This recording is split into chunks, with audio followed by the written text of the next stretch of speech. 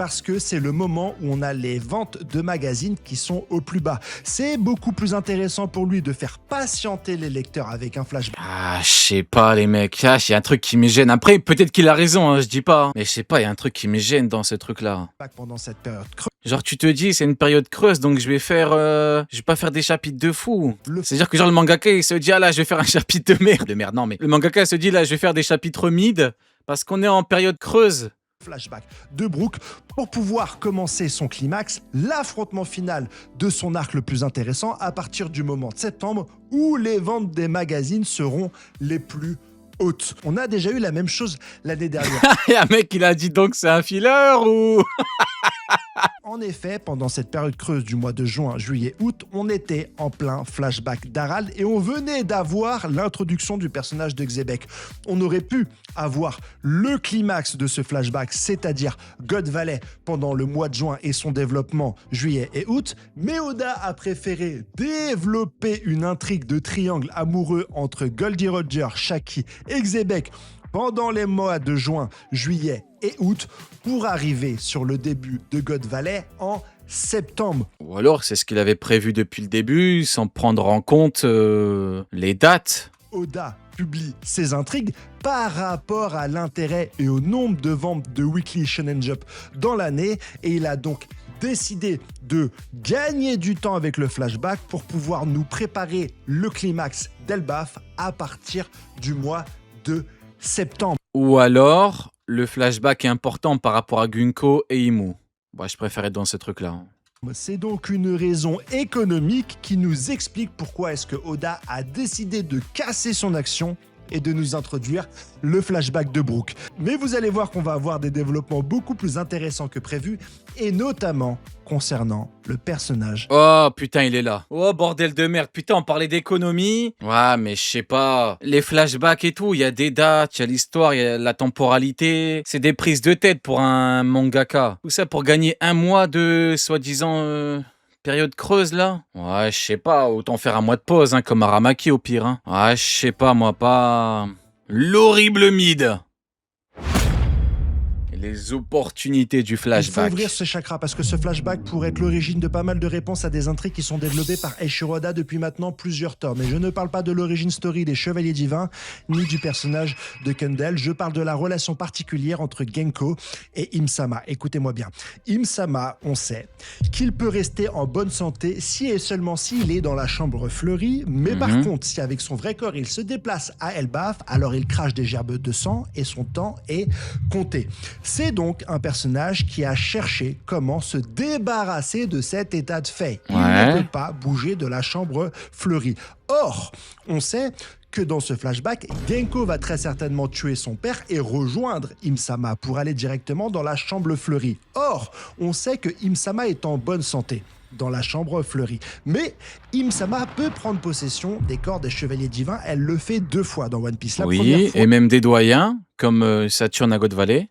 Sur God Valley, où elle va prendre le contrôle du corps de Saturne, mais ça donne une forme difforme. Ça nous donne pas... Eh oui, ça nous donne une chose. Mais qu'est-ce que c'est que cette chose? Qu'est-ce que c'est que ce monstre?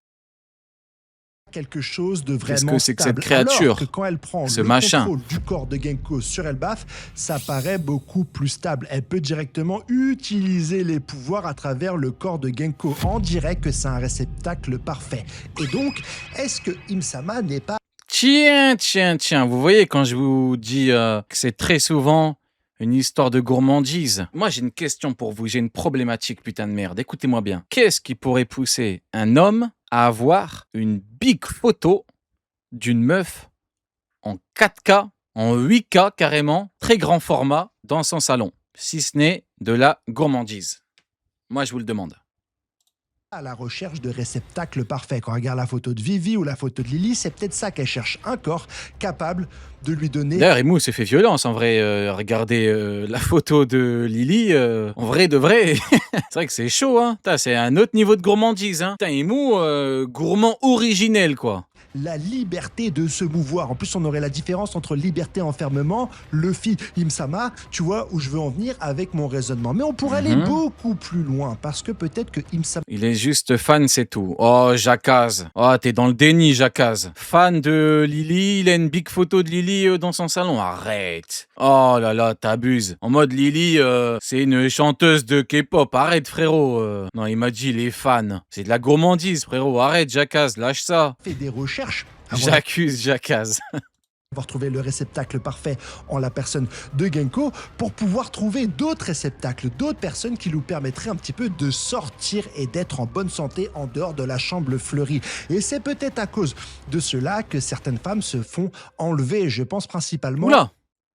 Ah oui. Et c'est peut-être à cause de cela que certaines femmes se font enlever. Je pense principalement à Ginny, la mère de Bonnie, qui a été enlevée par un dragon céleste et sur qui on a fait des expériences Ah ouais, chaud. Ah ouais, putain. Oh, le flashback de Kuma, il était dur. Transformant sa peau en joyau. Et quand on regarde un petit peu les mâles... Ah, il y avait une théorie à l'époque. Ça disait que c'était Shamrock qui l'avait enlevé, je crois. C'était ça, hein? Shamrock ou Garling, je sais plus, un des deux. Qui ont proliféré dans le monde de One Piece, il y en a beaucoup qui ont ce genre de similitude. Je pense par exemple à la maladie du... Attends, ça disait quoi déjà? Ouais, ça disait que... Ouais, c'était ça, c'est Shamrock? Ça disait que Shamrock, c'était le père de truc, là. De mémoire. Tu dis ça, Rio, mais t'étais content quand Pumba a perdu son père. Mais putain, mais multiprise. Pourtant, t'es un mec intelligent. J'ai jamais été content que Pumba perde son daron. J'ai simplement fait état d'une réalité objective et factuelle. Son daron, la 5008, full option. Frérot, il est là, il est de 4h du mat, il fait un boucan. Oh, c'est normal qu'on lui tire dessus, quoi. Diffusé dans le monde de One Piece et qui... C'est le mec qui fait genre, il va se défendre, mais en fait, c'est pire.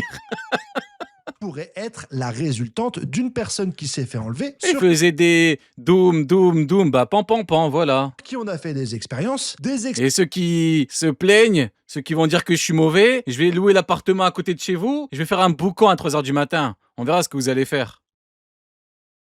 Expériences qui n'ont pas fonctionné et qui seraient directement retournées dans son royaume d'origine. D'une pierre trois coups, Oda pourrait nous expliquer la relation particulière entre Genko et Im-sama, les enlèvements de certaines personnes comme la mère de Bonnie, mais également cette fameuse maladie du plomb blanc. Ça serait pas mal de réponses à des intrigues, ça rendrait terriblement heureux le chef otaku et ça nous permettrait en plus d'avoir un flashback utile avec au centre et comme cerise sur le gâteau, l'origine story du personnage le plus controversé. On va maintenant parler le plus controversé, Est-ce que c'est réellement le personnage le plus controversé, Mihawk? En vrai, attends, maintenant que j'y pense... le plus controversé. Non, le plus controversé, c'est Garp, hein, parce que c'est un putain de collabo et qu'il y a toute une partie des fans qui ont dit non, c'est pas un collabo. Non, c'est Garp, hein. Oh non, c'est Garp de loin. Bah, à partir du moment où t'as des grands darons, il y a des gens, ils ont des enfants, hein. Il y a des gens, ils ont littéralement des gosses, hein. Te disent que c'est pas un collabo. Tellement que c'est le plus controversé. Non. Mihawk, on rigole de lui. Oh non. Dracula. Jamais de la vie, Mihawk n'est pas vraiment controversé. Mihawk, on rigole, on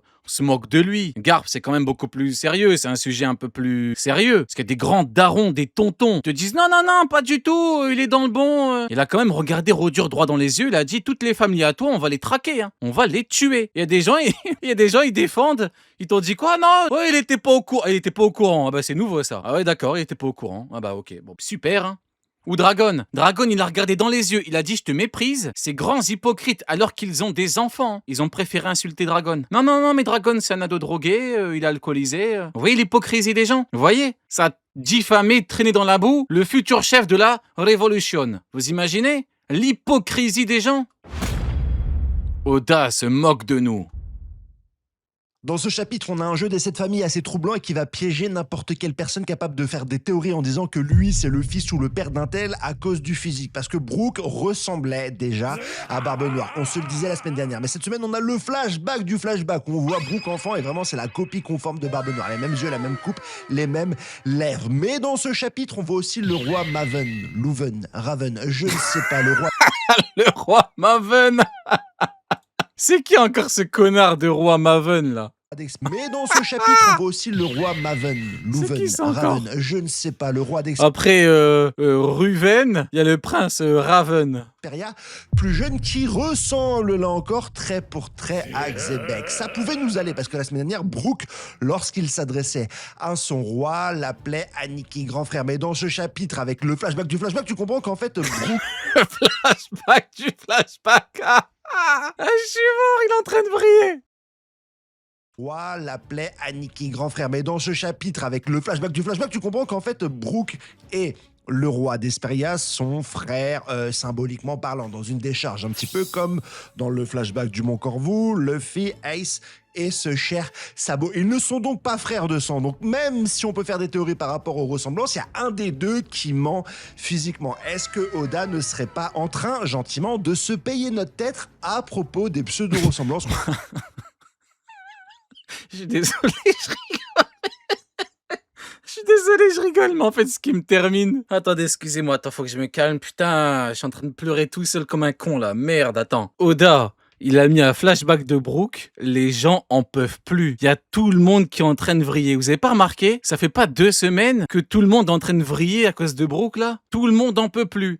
S'il te plaît, Oda, continue. Les gens en peuvent plus. On peut en voir entre les Ça nous fait des trucs sur Mihawk pendant 45 ans. La maladie mentale, c'est formidable. David, les personnages de ce flashback. Mais c'est pas fini, parce que à peine on essaye de refermer Ah, je suis mort.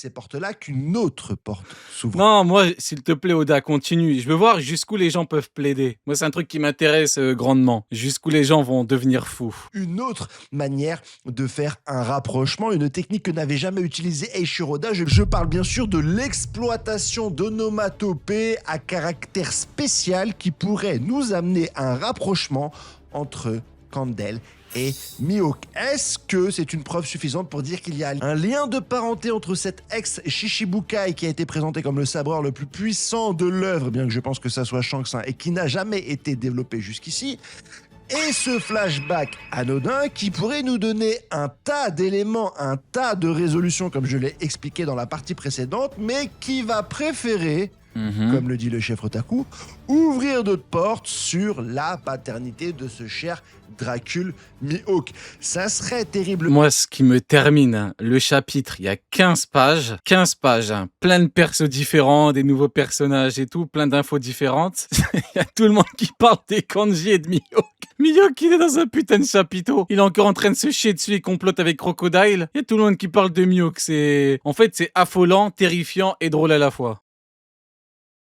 Intéressant parce que ça comblerait un vide qu'on a depuis 25 ans autour de ce personnage. Je pense qu'il est temps de le mettre en avant, surtout qu'au niveau des Il est temps de le mettre en avant. Ouais, écoute. des puissances avec la multiplication des dieux, la surpuissance d'Imsama et Loki qui se transforme en dragon le plus puissant de l'univers, un simple sabreur ne semble plus être une menace prédominante pour Luffy, les Mugiwara ou n'importe quel personnage de One Piece. Bah, à partir du moment où c'est devenu celui qui entraîne Zoro, est-ce qu'il a vocation à être une menace pour les Mugiwara? Je ne crois pas. Qui désirait mettre la main sur le fameux trésor.